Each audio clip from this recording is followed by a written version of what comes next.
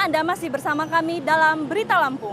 Bagi Anda yang baru bergabung, inilah Berita Lampung pilihan hari ini.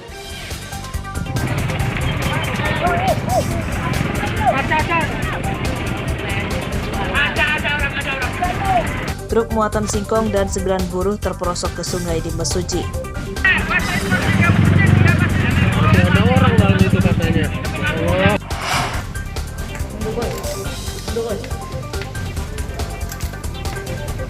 Dua pencuri motor bersenjata api yang terlibat di puluhan TKP ditangkap polisi Bandar Lampung.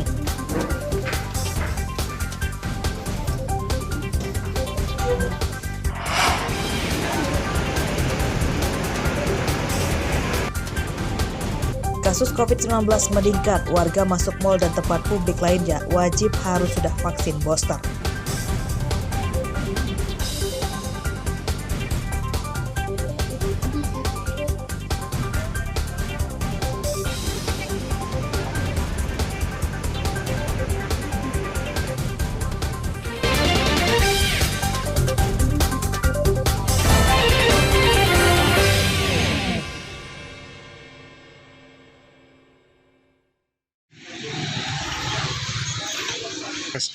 Warga pengguna gas LPG non-subsidi beralih ke gas LPG tabung 3 kg.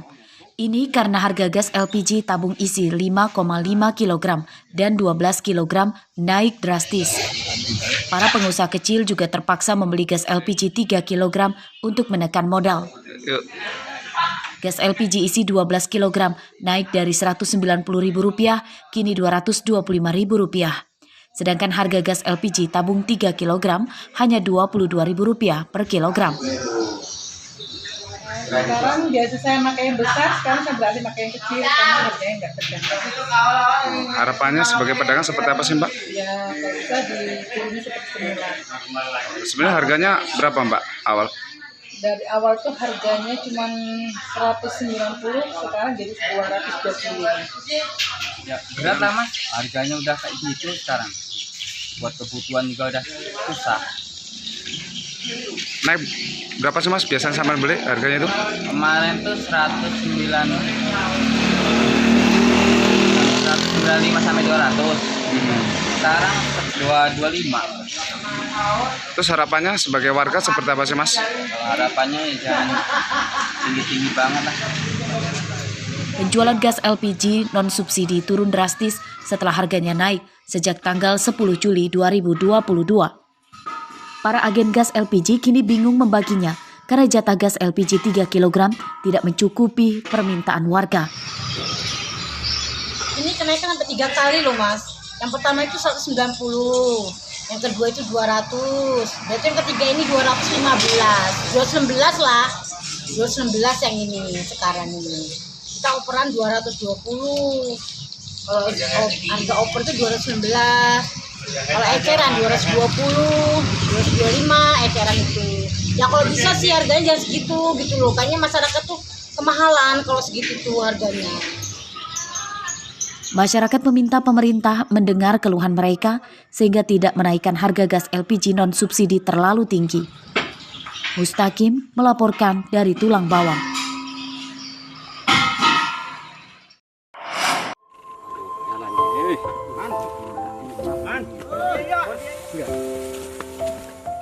Kisah pilu dialami warga Desa Waiharu, Kecamatan Bengkunat, Kabupaten Pesisir Barat.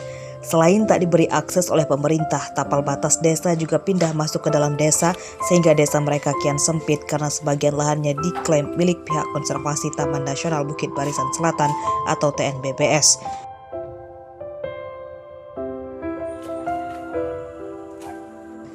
Lahan yang dihuni lebih dari 150 keluarga itu diklaim warga milik warga adat Belimbing. Desa Waiharu sudah ada sejak sekitar tahun 1930 yang dibuktikan dengan tanda plat besi batas wilayah atau yang dikenal warga patok BW di sebuah pohon besar.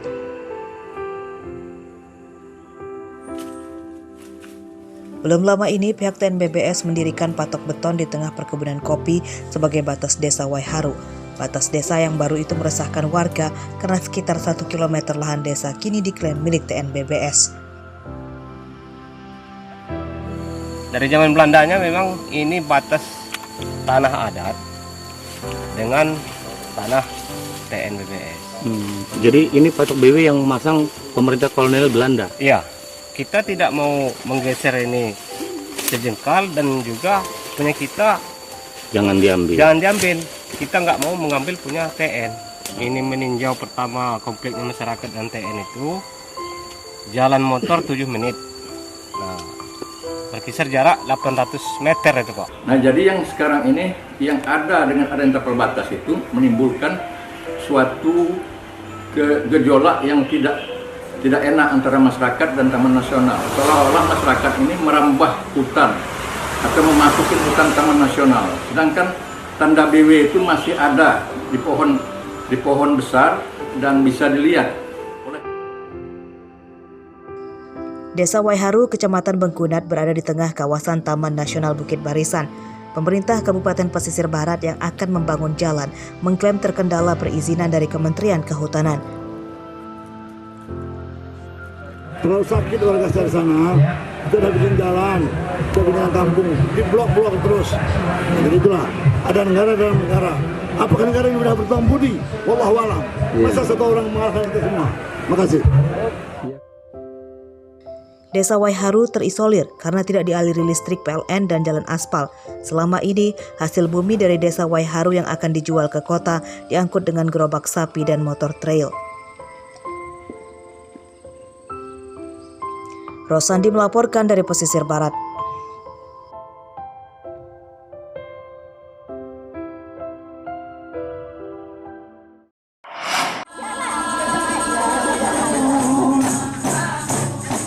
...126 kelompok musik kasidah mengikuti lomba untuk memeriahkan Hari Jadi Kota Bandar Lampung ke-340 tahun. Lomba digelar di lapangan Waidadi, Kecamatan Sukarame selama 3 hari.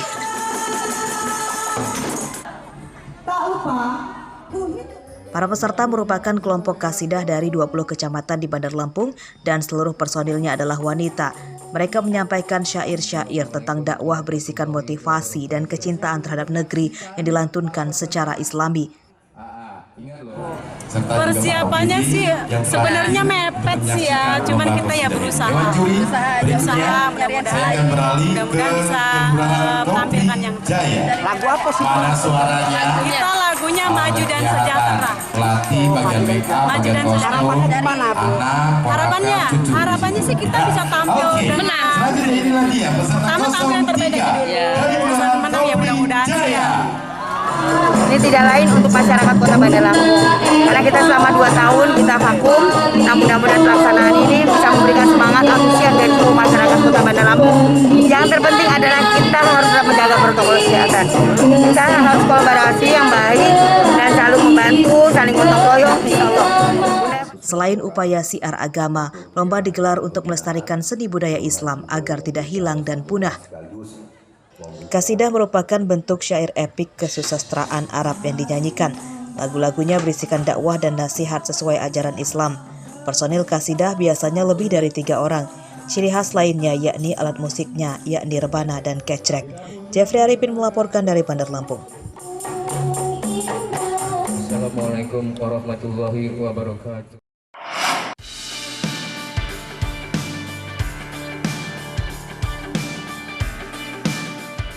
Beginilah kesibukan setiap hari Asminah dan suaminya, Khairul Hakim, yang bekerja sebagai buruh panen getah damar mata kucing.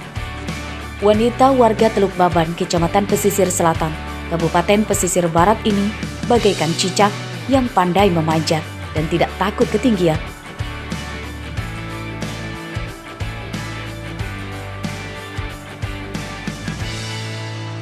Asminah memanjat pohon dengan alat bantu berupa anyaman rotan yang dibuat bundar.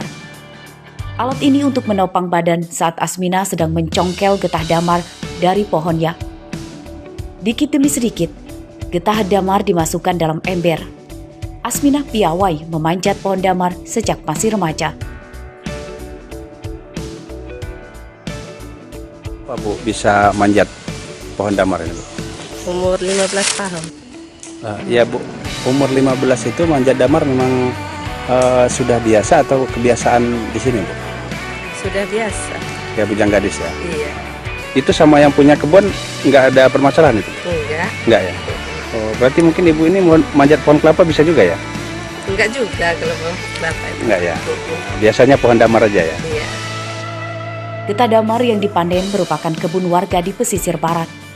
Ia mendapatkan upah 30% dari hasil penjualan getah damar yang dipanennya. Dalam sehari, pasangan Asmina dan suaminya bisa mendapatkan uang sekitar Rp150.000. Saat ini harga damar berapa, Pak? Harga damar 18.000. Dalam sekali panen bisa menghasilkan berapa kilo, Pak? Nah, kalau kali panen itu ada 50 kilo. Kabupaten Pesisir Barat merupakan daerah penghasil getah damar mata kucing terbesar di Lampung. Pemasaran getah damar mata kucing hingga sejumlah negara di Eropa dan Amerika. Getah damar mata kucing digunakan untuk bahan cat, pernis, industri kosmetika, serta bahan aditif pangan. Harga getah damar mata kucing mencapai Rp35.000 per kilogram. Rosandi melaporkan dari Pesisir Barat.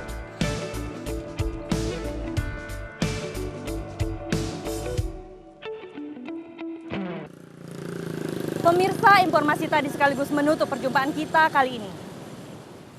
Saya Iin Hermayani beserta redaksi yang bertugas berterima kasih. Selamat beraktivitas kembali, sampai jumpa.